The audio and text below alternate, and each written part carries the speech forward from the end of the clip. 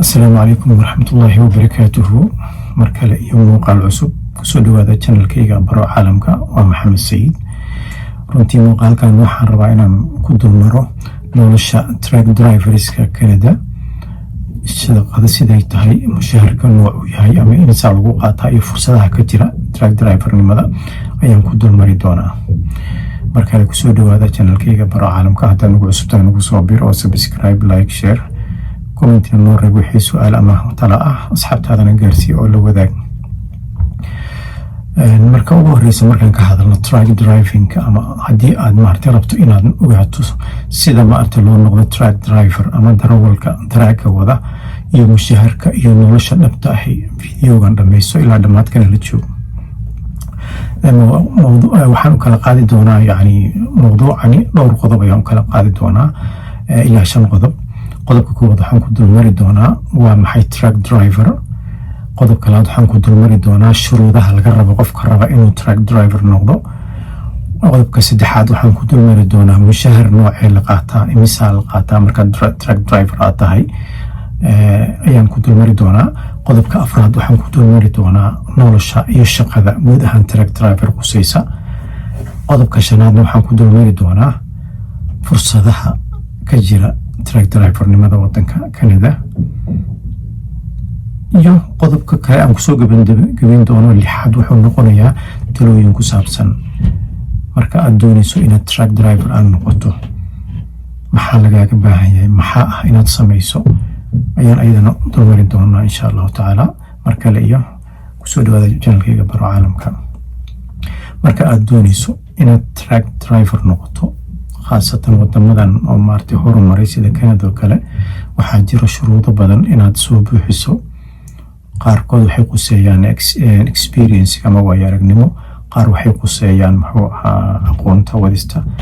inta ugu muhiimsan waa sharciyada wada marista ama qaabka sayniska, road science-ka ayaa ugu muhiimsan.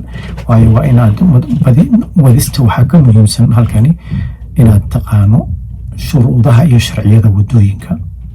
waayo waxaa ku boor ayaa kula hadlaya meel walba tabeela taagan oo wax kuu sheegay waa inaad garataa fariimahaasi. marka qodobka koowaad wuxuu noqonayaa horta truck driverka. markaan ka hadalno truck driverka, markaan ka hadalno guud ahaan Canada waa qof wada gaadiidka weyn ama truckiska loo yaqaano, kuwaasoo qaada xamuulka sida cunnada, qalabka, badeecooyinka, qalabka dhismaha maarta u kala goosha gobolada guud ahaan Canada iyo gobolada kale Mareykanka, Mexico, goboladaas u kala goosha iyo magaalooyin Canada maartay dhexdeeda ah ayuu u kala goyshaa. marka ugu horeyso si aad darawalkaas u noqoto waxaa muhiim ah inaad maartay qodobadan aad iska saxdaa ama sharciyadan aad soo barataa. qodobka koowaad shuruudaha laga rabo si aad u noqoto truck driver waxaa ka mid ah waa inaad class 1 ama class 1 waxa loo yaqaan aad haysataa ama AZ license waxa la yiraahdo waa inaad haysataa. class 1 ayaa lagu wado class 5, lagu wado class 4, waxa lagu wadaa class 1. qodobka labaad waa inaad haysataa tababar fiican ama driving school waa inaad soo martaa haddii aadan hore u soo marin. oo haddaad xataa class 5 haysato aad gaari wadid waxa weeyaan si gooni ah inaad tababar u soo martaa ayaa loo baahan yahay in truck driving markaa rabto class 1 aad qaadanayso. marka waa inaad tababar fiican soo qaadataa oo kugu filan si aad naftaada iyo hantida aad wado u badbaadiso. qodobka kale wuxuu yahay English basic waa inaad taqaanaa, luqadda waa inaad taqaanaa. waayo connection badan ayaad samaynaysaa, badeeca qaadaysaa, warehouse kalaad geynaysaa ama gobol kalaad kala gudbaysaa, controllo badan ayaad maraysaa. marka waa inaad communication samayn kartaa. si aad communication u samayso waa at least waa inaad basic English aad taqaanaa, aadan qof aan waxba ka aqoon Englishka aadan noqon. waa iyadana mid ka mid ah shuruudaha la iska rabo.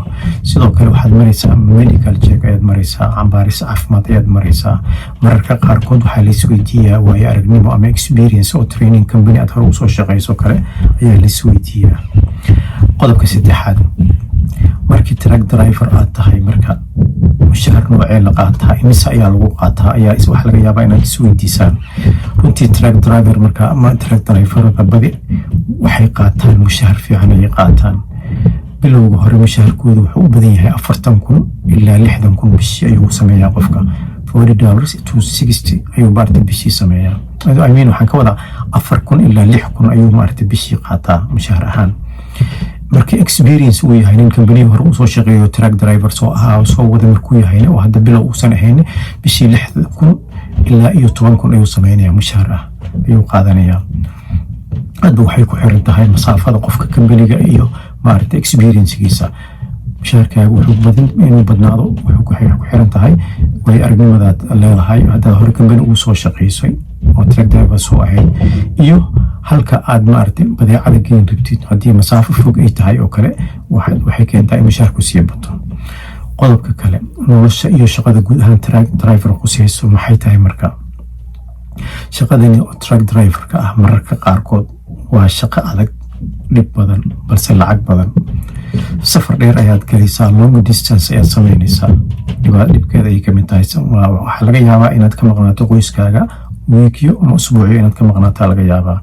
saacado badan oo gaari wadis ayaad ku jirtaa wadada ku jirtaa saacado badan ayaad gaari wadaysaa. waxay kamid tahay waxyaabaha caqabadaheeda ayay kamid tahay. sidoo kale waxaa kamid ah oo kale faa'iidada ay leedahay freedom. waa qof xor ayaad u tahay shaqadaada adigu macnaha wax saacado kugu controlaya malahan xor ayaad u tahay. lacag fiican waad sameynaysaa. fursado badan oo shaqana way leeyihiin marka muxuu ahaa truck driver-ka in maaragtay subaxii saacad on time lagu xisaabtamayo oo suul saarayo oo kale maaragtay ma ahan oo 8 hours meel fadhinayo mahid qof shaqadiisa xor ayaad tahay. inkastoo maaragtay safar dhaadheer iyo maqnaansho qoyskaaga iyo saacado badan oo gaari wadayso ay kaliya ay caqabadeedu ay tahay. midda kale qodobka shanaad waxa maaragtay fursadaha maaragtay Canada ka jira ee truck driver-ka oo kale waxaa kamid ah Canada waxay u baahan tahay darawallo badan oo kaxeeya baabuurta xamuulka ama truck drivers badan ayay u baahan tahay. waxaa jira shaqooyin badan ama demand badan ayaa ka jira demand sare ayaa ka jira saaxiib maaragtay xitaa maaragtay dadka cusub ama newcomerska loo yaqaano fursadahan way u furan yihiin oo ma ahan kaliya inaad citizen aad tahay ama sanado badan aad Canada soo joogtay ma ahan laakiin kuwa newcomerska ah oo shuruudahan soo buuxiyo way u furan tahay laftirkooda inay fursadahan ka faa'iidaystaan. marka si aad u noqoto truck driver si aad u noqoto shuruudahan aad soo buuxiso talooyinkan waa ku muhiim. la soco dhageyso talooyinkani isku day inaad wax ka qaadato. haddii aad rabto inaad noqoto truck driver ama nin ku kaxeeya Canada gawaarida xamuulka waa inaad barataa sharciyada wadooyinka. sidaan hore usoo sheegay inaad gaariga u kaxeyn kartid ama aad wadi kartid waxaa ka muhiimsan inaad taqaano sharciyada wadooyinka. haddii aad wadi kartid oo sharciyada aqoonin waxa weeyaan everyday ticket ayaad qaadanaysaa. si pointska markay kaa dhamaadaan ugu dambeyntii waxa weeyaan relationka waa laga qaadayaa. marka si aad maaragtay traffic iyo ticket booliiska iyo ticketkiisa aad uga nabad gasho oo naftaadana aad u badbaadiso iyo hantida aad wado waa inaad sharciyada si fiican u barataa. midda kale waa inaad maaragtay doorataa si aad sharciyada iyo wax nidaamka aad u barato iskuul wanaagsan waa inaad doorataa.